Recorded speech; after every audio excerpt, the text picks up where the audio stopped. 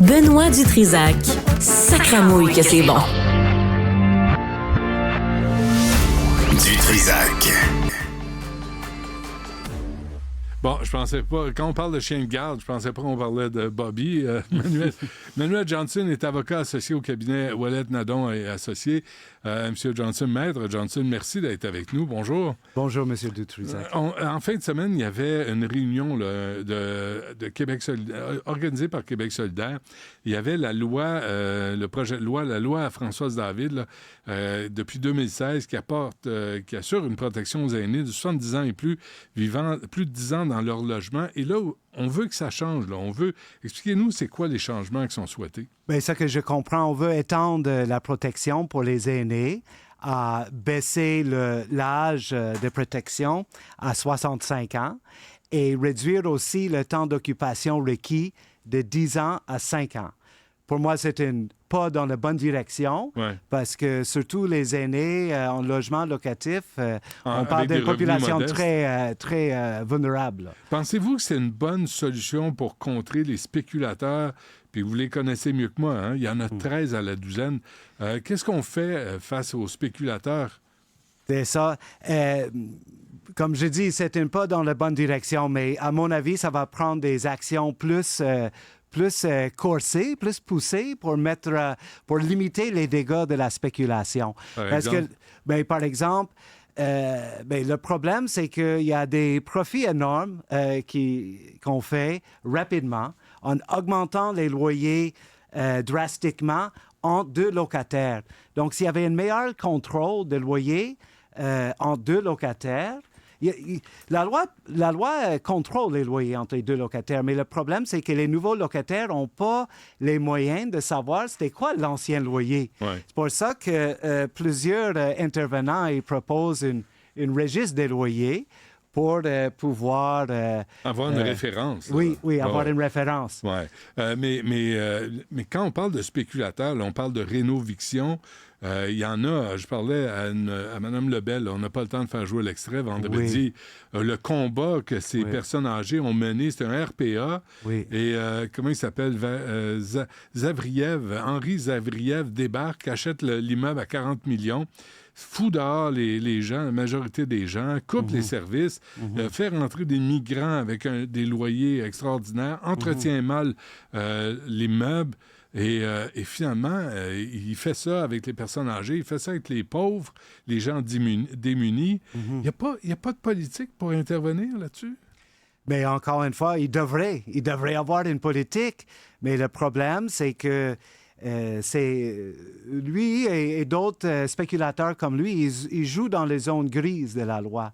Ils vont aller voir les locataires et dire votre immeuble a besoin de rénovation majeure, ça va être très désagréable pour vous, vous devez quitter pendant des mois et des mois, mais nous, on va vous faciliter les choses, signer cette entente, résiliation du bail, on va vous laisser 6 mois sans payer de loyer et à la fin, on va vous donner 2-3 000.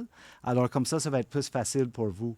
Donc la loi n'empêche pas quelqu'un de signer une entente comme ça et c'est très difficile de la défaire en cours après. Il faut prouver qu'on a été induit en erreur.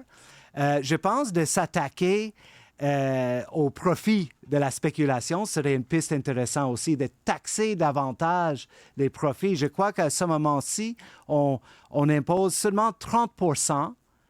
Je ne dis pas qu'on impose à 30%. 30% des profits de la spéculation sont imposables. L'autre 70%, c'est gratos. À quel point d'abord, il s'adresse, il joue au matamor, Maître Johnson, avec des personnes âgées, avec des personnes démunies. Ça, c'est facile.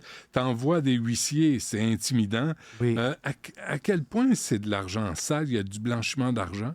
Oh, mais moi, je ne pourrais pas commenter, mais je sais que dans l'immobilier... À votre pif, là. Mais pour M. Zavriev, je ne sais pas, mais tout le monde sait que l'immobilier, c'est un endroit privilégié des blanchiments d'argent. Pour le crime organisé, Ça se peut. Mais c'est aussi un endroit où les investisseurs peuvent avoir un gros rendement sur leur investissement, que ce soit l'argent dit sale ou pas. Là. Ouais.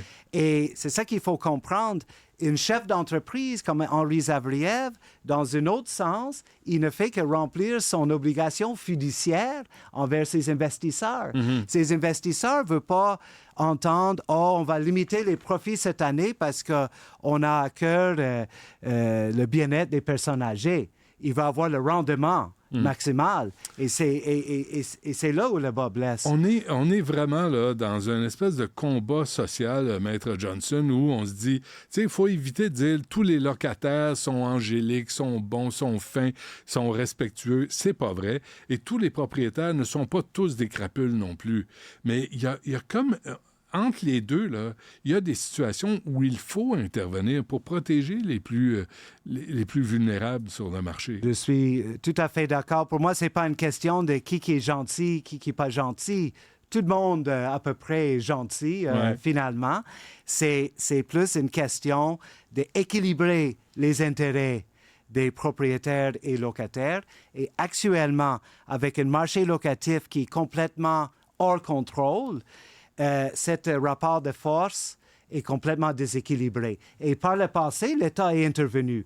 Toutes les dispositions dans le Code civil sur le louage résidentiel, c'est une intervention de l'État pour essayer de rééquilibrer les forces. Mais le problème, c'est depuis les fins des années 70, il faudra les mettre à jour. Vous représentez des locataires en cours. Quelle est la solution à la crise du logement? Qui provoque la crise du logement? On a parlé des Airbnb, les spéculateurs. Est-ce qu'il y a un portrait? Écoutez, je pense qu'il faudra construire massivement des logements pour répondre à la demande. Et ça veut dire beaucoup de logements sociaux communautaires que les locataires démunis puissent payer. Et ça aussi, ça va leur donner un peu plus de marge de négociation avec les propriétaires. Oui, mais mon problème avec ça, là, c'est que même les gens qui travaillent, là, un 3,5 à 1 500 $, tu sais, les jeunes ici qui travaillent à Cube Radio, là, moi, ils me parlent de leur loyer. C'est insensé. Et c'est ça. C'est insensé. Puis... L'accès à la propriété est un autre gros problème. Et auparavant, si on revient à la mission de base de la Société canadienne d'hypothèques et logements, c'est le SCHL qui a construit toutes les maisons pour les soldats qui sont revenus de la guerre. Ça, c'était fait, mais avec l'encadrement public.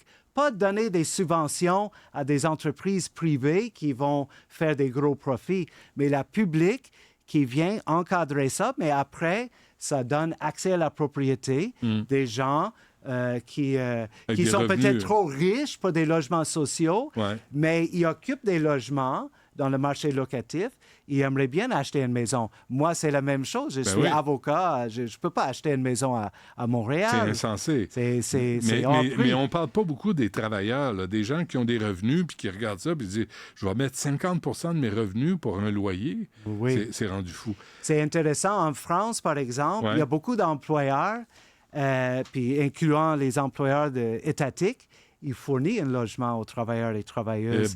Et ça... on n'est pas là. Avant qu'on se quitte, Maître Johnson, on se reparlera, c'est sûr, là, mais qu'est-ce que vous pensez de la ministre de l'Habitation, France-Hélène Duranceau, qui était elle-même courtier immobilière, qui a elle-même fait de la spéculation?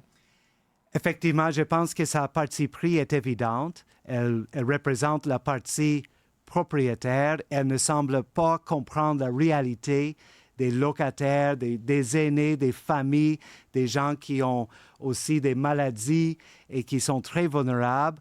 On voit dans son discours qu'elle n'a aucune connexion, aucune compréhension de cette réalité-là. Quand elle a dit que, il faut juste qu'ils investissent dans l'immobilier s'il va avoir un logement. Ça, là, c'est vraiment un manque de connexion avec le terrain, avec le vrai monde. Alors, ça va. Vous menez plusieurs procès en même temps, là? Ah oui, j'en ai trop de dossiers déjà, puis le téléphone n'arrête pas de sonner. Je peux même plus y répondre. Là. Et c'est des demandes, vous allez me dire oui, là, mais justifiées, selon vous? Je pense que tout le monde a le droit de faire valoir leur droit au tribunal. Mais moi, je prends toujours les dossiers où le droit au maintien dans les lieux est menacé, où les gens sont menacés d'éviction. Puis je pense que oui, c'est sûr, c'est les juges qui décident. Puis oui, des locataires ne sont pas toujours blancs comme neige. Mm-hmm. Mais est-ce qu'ils méritent de crever dans la rue ou se rajouter à la population de sans-abri? C'est ça le problème. Maître Emmanuel Johnson du cabinet Ouellet, Nadon et Associés, merci. Merci, M. Dutrisac.